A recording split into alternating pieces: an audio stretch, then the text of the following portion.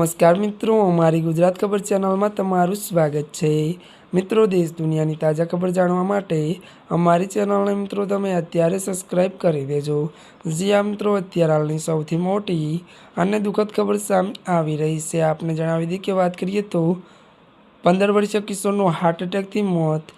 विगतवार बात करवामां आवे तो त्यारे मित्रों हिम्मतनगर में चौंकावनारो बनाव बन्यो छे।